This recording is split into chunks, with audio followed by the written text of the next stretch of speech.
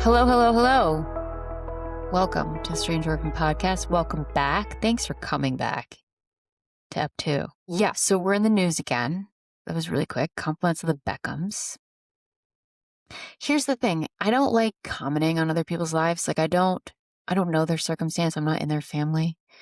But I did read the letter that the Brooklyn Beckham boy wrote, and I was like just painfully nodding along with it. Like, yep, I know this horror circus. I've been in this nightmare before. So I thought we might talk about one of the biggies today of like how to know when to go. I wore my Victoria Beckham eyeshadow palette today. In honor of this episode. And yeah, I was just thinking like, here's what I'm thinking. Let me know if you're okay with it. We're still in the year of the snake, so let's just get some of the like more housekeeping episodes out of the way. Like let's tackle the big ones, but the slightly bummery ones, like how to know when to go, how to deal with your grief, how to handle it when your life collapses because you've finally chosen yourself for once. Let's tackle some of those, and then once we're into the year of the horse, we're really galloping into Feb, we'll switch over into the more actionable, ambitious concepts of like rebuilding a self. But for now, we're shedding. Let's just shed. Let's just keep shedding the heavy stuff. We'll slough it off, and then we ride in Feb. So yeah. So for now, also I wrote a. Please, can you please like and subscribe to this thing? I wrote myself a post-it. Don't make me beg. Don't make me pathetic. So yeah. So when to cut loose? Well, there's really no easy answer, except for when you're on the dance floor and your mom is grinding on your leg. Yeah. Oh, that poor kid. That Gen Z, man. You don't know how to have a good time. You can't have a little bump and grind with your mom at your wedding. I think that's a glaring indication that you should maybe get out. Get out now. That house is on fire. I think what makes this such a triggering topic for so many people is there seems to be like two camps or two trains of thought when it comes to estrangement. One group thinks that we're just a bunch of flippant ingrates, just willy-nilly turning our noses up at perfectly good families, like a summer camp that doesn't serve a good enough lunch. And then there's the rest of us standing in a parking lot with our arms crossed, like not sure where to go. Knowing that this isn't a trend, it's pretty much survival. So yeah, I can tell you this. No one wants to be without a family. Like no one wants to not have anywhere to go at the holidays. No one wants to not have anybody to call when your car breaks down or like not have backup healthcare.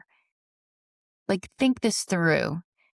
No one wants to. One of the biggest, most painful aspects of estrangement for me has been the like innocuous things you lose, like those, like having a parent to call, not that I ever did, but having a parent to call to just talk about nothing, like after work, or if you had a strange interaction during your day and you just need like kind reflection. Those are the things that I would love. I mean, no one wants to just lose the warmth of a parent for no reason. That's like an emotional landline. No one just severs that for fun. The human brain is literally designed to avoid being outcast, like at all costs. Like for centuries, our brains have formed to avoid being kicked out of the tribe. So you have to kind of ask yourself, like, how bad that tribe is that someone's willing to say, no, I think I'm gonna brave the wilderness. I'm gonna go. I would, however, advise, if you are considering cutting ties, to proceed with slight caution and to go slowly. I think so often we don't want to be in the discomfort of awkwardness or feeling like we are on a, in a place that doesn't feel good, so we just want to sever it. I would start by having having a hard conversation and saying, "Hey, this is how I feel. Can you meet me here?" Like, invite them to the middle of the bridge. And then if they don't want to meet you there, then you can burn it down. And also give people, have grace for people's emotional shortcomings. I think a lot of times we just want the discomfort to go away. But sometimes people have to have time to meet you where you are or where maybe you've grown to that takes them a little bit. You gotta kind of try a little bit before you burn the bridge down. And if you're being met with like dismissals and turnbacks, that's a different story. And if you are being met with abuse, that's 100% a different story. Get out. Do what you gotta do. Fun fact, I didn't even break up with my family. I just asked for better treatment, and then I asked to not be called mean names, and they just never called me again. It's not funny. It's awful, and it devastated me for a very long time. But that would be like an unwillingness to see you as a human, as an individual, that you really can't battle. Like, you just sort of got to walk away from that. I, I don't know. Boomers, man, they don't. There's not a lot of there's sort of a lot of stonewalling going on there. I tried. Bye. I think that's the case for a lot of us. Like, for so many, there's sort of this no, they're there situation. Like, conversations become more fraught and harder to have. And there's just this ache of physically being somewhere that's supposed to be your home, but you just still feel completely unseen and alone. And that discomfort of this is supposed to be so different. It's really difficult to be somewhere where you have to emotionally pretend. It's like you just feel like you're holding your breath. It reminds me of that Melissa Banks quote, "Hell is proximity without intimacy." It's tough. And then for others of us, it's quite different. It's quite glaring. It's more pronounced. It's a Game of Thrones episode. Narcissistic families are wild, man. And they're brutal. And they wear you down by controlling you and dominating you, sometimes in very obvious ways, and then sometimes in subtle manipulation tactics, like pulling out of making your wedding dress at the 11th hour, or turning your wedding night into a scene from Dirty Dancing. Tactics that just make you go, huh? Tactics that sort of bump and grind you down. I'll stop. It's not funny. It's not funny because when I read this Brooklyn Boys letter, you could so clearly see that what he was trying to do is, when you've been in a narcissistic home for so long, you just want to pull the curtains back on blatant manipulative narcissistic behavior. And I could just feel, I know exactly where he was emotionally when he wrote that letter, because it's I don't want to have to write this. I don't want to have to defend myself to you strangers out in the world who I don't know, but yet my family's slam-dogging me in the press. So I have to come out and say all these things that are so ick that I can only imagine the ick of having to write that letter is surpassed by the ick of living it. It's just awful. I felt so. And the wedding dress thing. Come on. I had something similar happen to me. If you swapped out the spectacle of a giant billionaire wedding with just the spectacle of trying to break into Hollywood, it was strange and bizarre behavior that, in retrospect, I'm like, wow, that is messed up. But at the time, you don't see it because you're their child.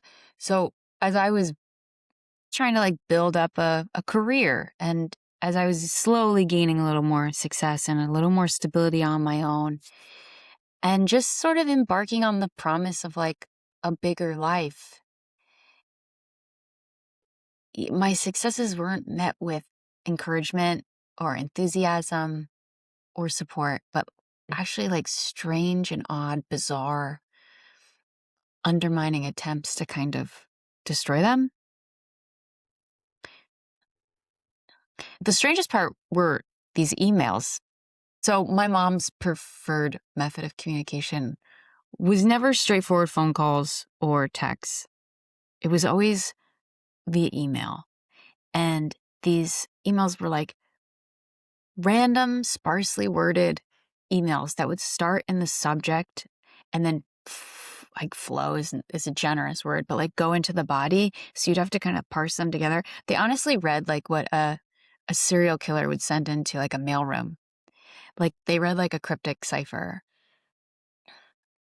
And so I would call or send a text and be like, hey, I have an audition today, like wish me luck. And I'd get back like something so off topic. I'd get back like, wow, the Jets really blew it today.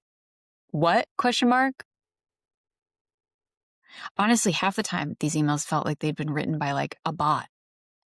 They kind of felt like what like Donald Trump tweets sometimes. Like, where are we going with this? And then so you'd spend time like reading these emails that didn't make any sense. And then I'd try to write back something about sports and I didn't know anything about sports. In a narcissistic home, the spotlight can't just land on you. It has to be like slightly deflected away or turned into like a subtle criticism, or they'd have to confuse you. This one time I had walked a red carpet and I said, I was like in my 20s, you're just like excited to be there. You're like, I was like in shock that I was invited to any of these things. So I sent my mom like a picture of myself at this red carpet. Like, look, kid you not. No comment back, but she sent me back a picture of a different girl who had been at the same premiere with just the comment that said, her eyebrows, they're nice. They were nice. Another time I had an audition and I had gotten my hair cut or I'd dyed my hair right before it. And I sent her an email picture of myself and I was like, wish me luck.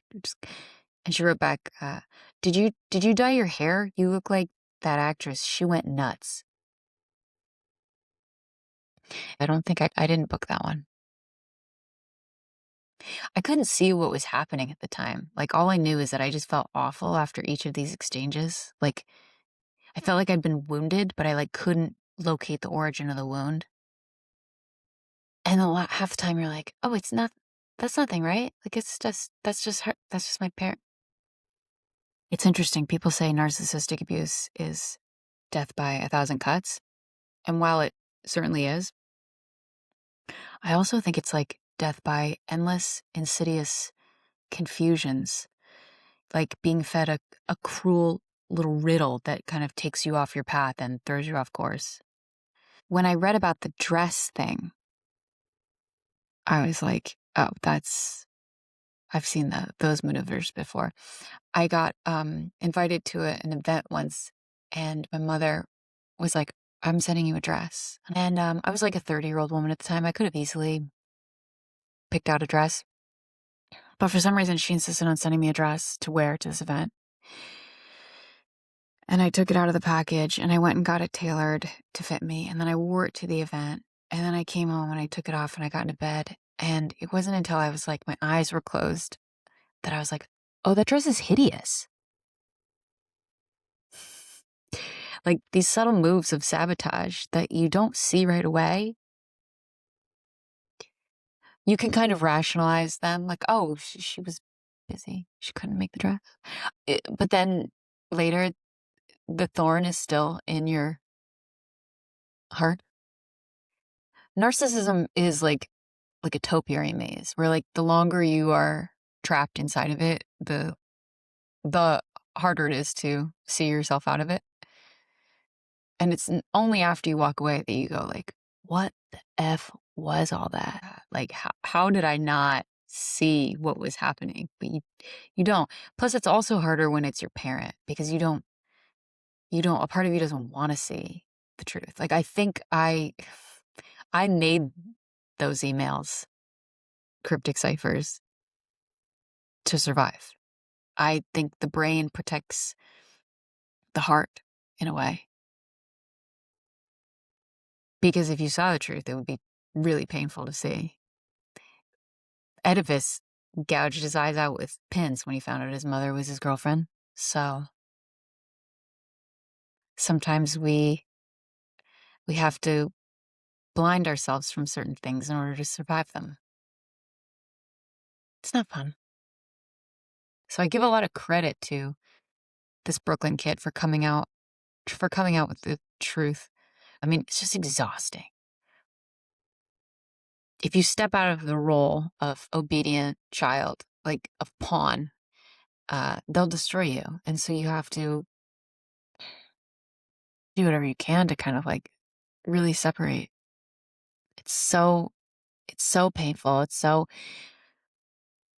There's the trauma of the truth, that is that your family wants to dominate you and thwart you and take away your chances of happiness if it doesn't involve them being in power. And then there's the trauma of like getting over all of it. I read he had to have a second wedding because the first one was so traumatizing. Like, what a bummer. What a bummer. I mean, I'm glad they have the cash for it. My second wedding would be at like Dunkin' Donuts. They'd probably make it delicious, like a donut cake. That'd be so good. I love Dunkin' Donuts. I wish Dunkin' Donuts would sponsor this pod with an orphan donut.